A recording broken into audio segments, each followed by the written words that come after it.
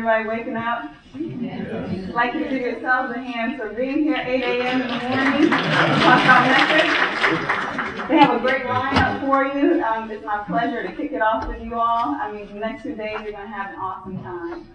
We're going to talk about organizational metrics today. Metrics are very important because they basically assess the health of your organization.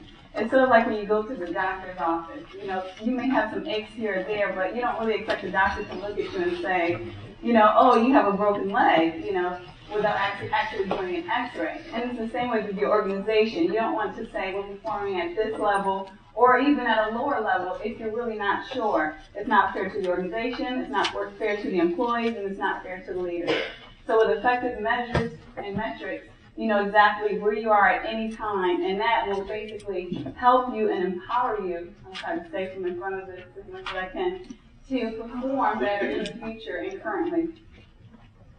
This is basically a roadmap, what we're going to focus on today. We're going to discuss, obviously, the purpose, which we've already gotten into a little bit. What value does HR operation bring to the entire organization? That's something you want to be able to clearly define, identify, not only in a general scheme of things, but specifically within your organization. You should be able to articulate the specific benefits that your team brings to the chief executive officer and the rest of the organization. What's wrong with HR today, and how can we fix it? What is a holistic and strategic approach to how we look at organizations and HR's specific role within organizations? We want to discuss what metrics are and then what they're not. There's certain things that metrics can do and there's certain things that metrics cannot do. And so it's very important that you identify that difference. Characteristics of metrics, the importance of benchmarking, not looking at your organization as a silo, the beginning and ending of the world, but identifying that there's much more out there that can assist you in what you're currently doing in your operation. We're going to identify important elements of a balanced scorecard.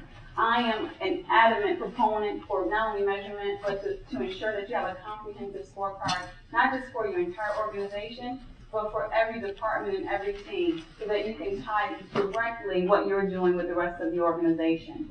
And what are the essential organizational metrics? We'll discuss that. I'm not going to say that these are the specific exact ones for every organization, but you should have something related to what these metrics are in order to measure your organization and how it's performing in a way that is comprehensive and holistic for your human capital operation. And we're going to discuss what's in a business case.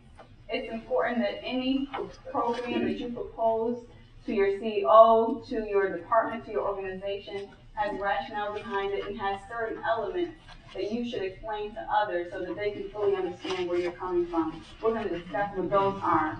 And then next, we're going to discuss what are the next steps for metrics within your individual operations. I'd like to ask, why are you here? Can I get some volunteers with regard to why they signed up specifically for this workshop?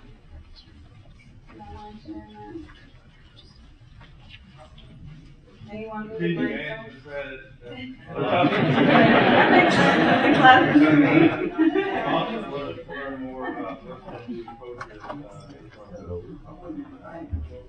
Anything else? I heard you gave a great session. Okay. Thank you. Thank you very much for that plug.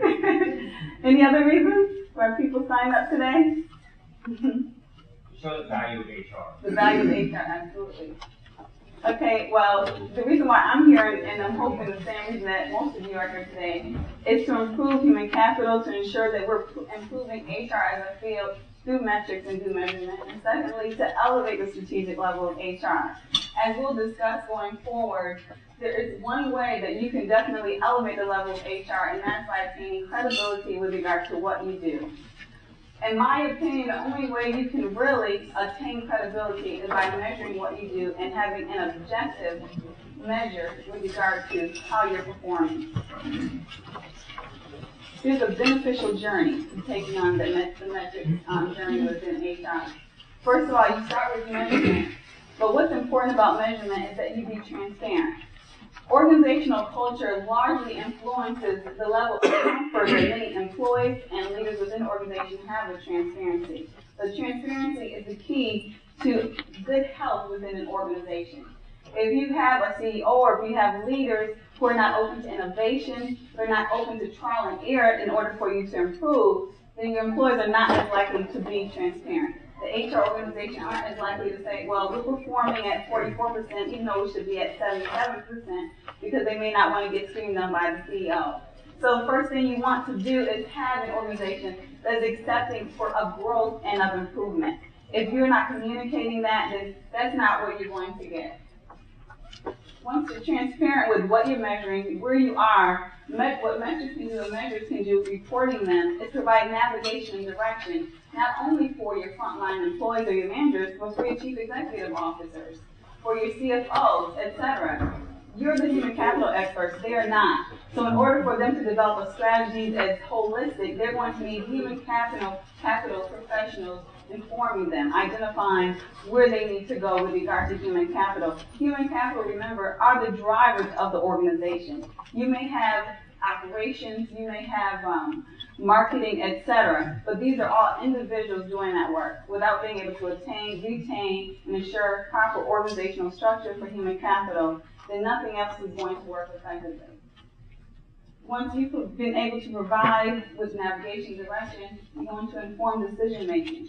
The only way that CEOs are going to be able to effectively navigate is if you're being able to impact the way that they make decisions. If they're not informed with regard to what the best practices are with HR, their decisions are only going to be half-baked, and it's going to be HR's responsibility for that. Once you have decision-making that is informed by HR, then you have improvement in overall organizational performance. And this is where credibility comes in. You provide the measures, that's not going to be enough.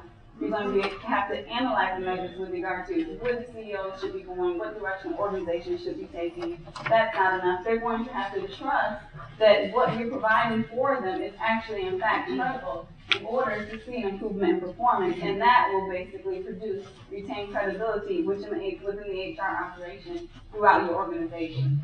And it should be a perpetuating cycle after that.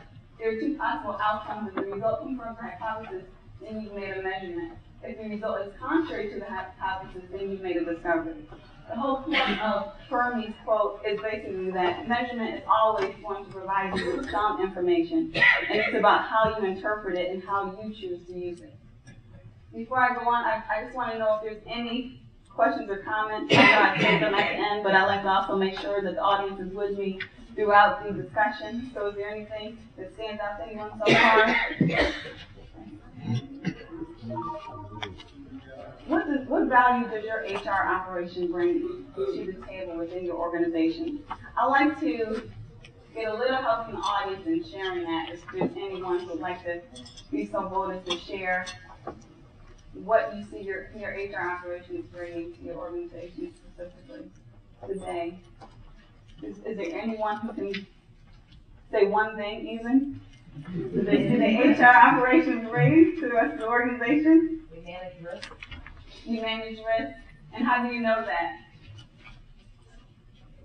By interactions with managers and teaching them where the little pitfalls are with doing or not doing certain things. I've actually seen it. I have low-hanging fruit, so. I'm sorry, what did you say? Where I work, there's lots of low-hanging fruit. Okay. And do you measure the levels of risk and how that changes throughout? Okay. Bottom line results. I'm sorry? Bottom line business Bottom line results. And you do measure with your organization the difference between the bottom line results? And you see a difference with regard to the measurement, and does that help you to improve each year, each quarter, with regard to looking at where you are? All of my HR folks have business results as their bottom line. So yeah, we measure the losing on the bottom line results. That's great. Is there an organization in here that can say that they do a great job at keeping star employees?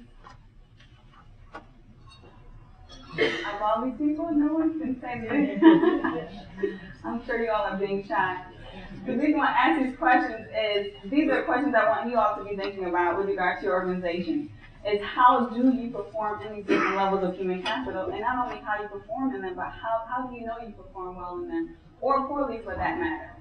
So if you make a statement, you should be able to explain why you're making the statement that you're making, whether it's in positive, negative, or status quo. HR is considered one of the least strategic departments in the organization. Does anyone disagree with that statement? Is that a painful statement to hear? Like, we're all HR professionals. It's sort of like, you know. And it's really unfortunate because HR is such a powerful force. Human capital is such a powerful force. It's not the main force, in my biased opinion, within organizations. What do you see as the missing link of HR, the perceived missing link? Can anybody explain why it's perceived that way? I think it's just credibility. Okay. So the chart you put up there earlier, that bottom one, it's